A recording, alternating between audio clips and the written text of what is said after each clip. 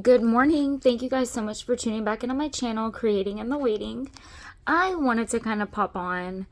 Um, I'm not sure if anyone's going to watch this or if anybody could actually relate, but I just hope to possibly. And I'm going to try to keep it together. Today is such a bad day.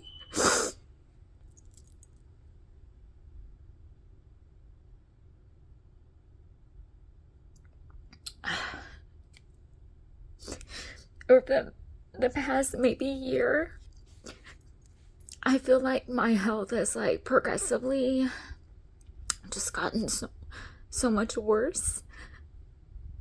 For those of y'all that don't know, I do have multiple autoimmune issues, but I do believe that the driving force behind them is what's called Babesia and Bartonella, and not necessarily Lyme disease, but different co-infections, and also the bacteria that the ticks that give Lyme disease carry. There are different infections. You can have Rocky Mountain spotted fever, just different things. But what you guys don't see. So for those of y'all that follow me strictly for junk journaling, my illness actually is what brought me to journaling. I went from being a full-time, on my feet general manager working 60 plus hours a week,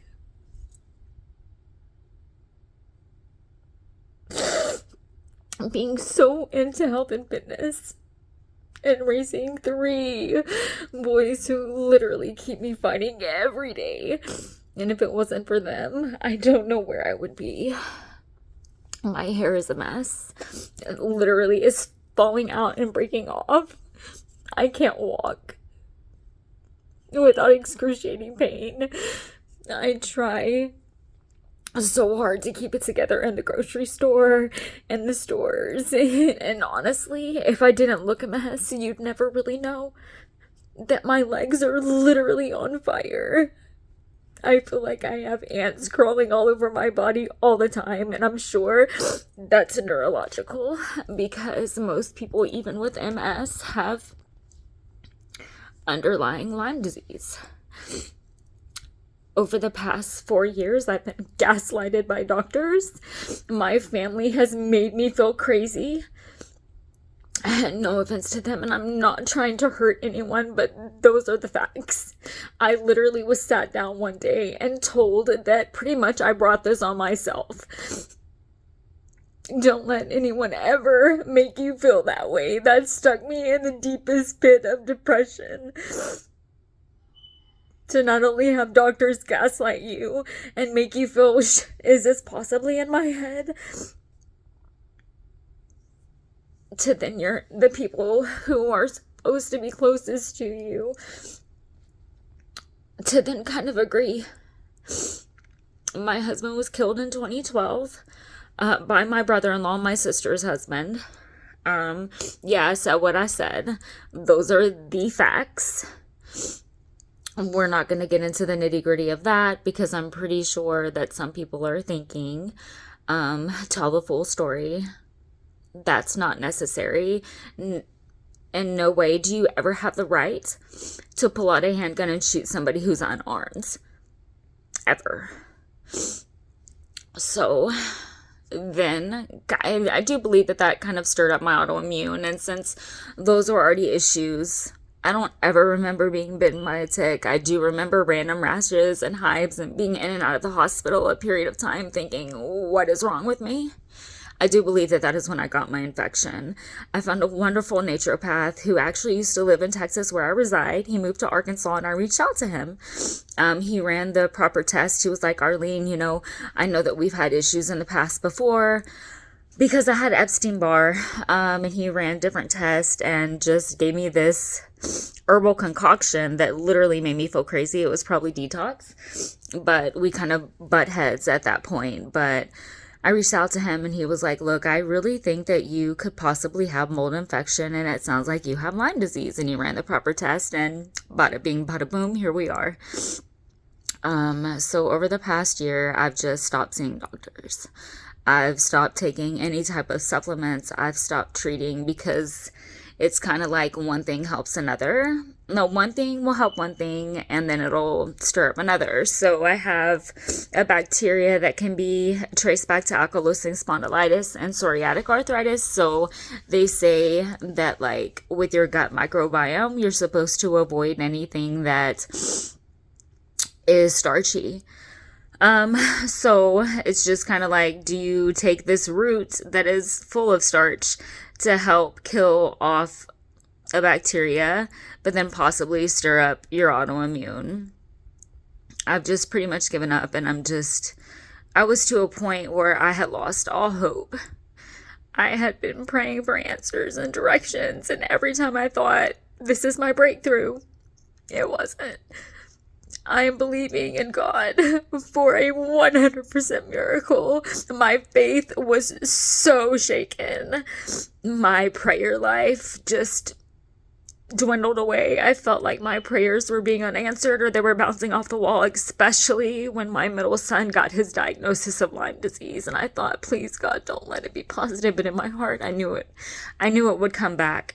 He had a specific rash on his back, and right when I saw it, I knew what it was, and it was Bartonella rearing its ugly head. All of the co-infections came back positive. There are different strains, but pretty much Bartonella babesia and the spirochetes for Lyme disease. I do remember when he was bitten, didn't know anything about Lyme back then, thought that we removed the tick properly. I don't know if that's when he got infected or if it was when I became infected. It's just, at that point, I just gave up. I thought, I've been fighting so hard these years to help myself. And I wasn't able to. But to not be able to help your own child scares me. Like, I'm okay. Hey, this disease can take me out, but not my kid, you know. So these are the behind the scenes of chronic illness that most people don't see. It's excruciatingly painful. I have Lyme arthritis in both knees. The swelling is so vivid. I can't stand for more than a couple minutes at a time before my knees start to swell. I have to stand with like my knees at an angle to where it's not excruciatingly painful. I sit on my floor most days, just trying to create what I can create. And to be honest, I don't have a creative bone in my body, but the Lord has just, I'll look at stuff and I'll be like, wow, I can't believe that I created that. So I'm very thankful because it gives me something to look forward to in the morning. So if you are suffering and being gaslighted, just know that you are not alone. Please just try to find supportive people around you, but it's so hard when it's an invisible disease. Invisible disease. And people look at you and they think you're normal, or that you're a hypochondriac, or that you're a pill popper, or that you have problems and issues. But it's not make-believe, and it's not in your head. Know that you have a God who is for you and He's with you. And that there are others out there just like you, and you keep fighting. You get up, and whether or not you have to sit on your floor all day long, you don't let the praise of God leave your mouth. Kick the negative thoughts out of your head, because it will take its toll on your mental health. And please understand that if you are going through depression or anything like that, please seek help. But understand that those are symptoms also. And you're not crazy. There's nothing wrong with you. It is the disease. So again, thank you for tuning into my channel. I know that this is probably not what people expected to see, but I just truly hope to be able to maybe inspire or reach somebody or offer them some sort of hope. And I know that I am not the definition of hope right now, but understand, probably about 6 months ago, I lost all desire to even continue to live. And I know that that might sound selfish to some people, but the chronic pain and then just the daily battle will take its toll. So, with that being said, I really hope that you guys enjoy the remainder of your week. And I just kind of wanted to give you a backstory of what actually brought me journaling. It has helped me through a lot of my trauma. And I just put on my praise and worship. And that's a lot of times why I don't do tutorials and a lot of things like that, because it's a time to like really help me through my pain. So thank you guys so much for your support and your love, and I hope that you take the moment to subscribe to my channel and hit the like button. Be blessed.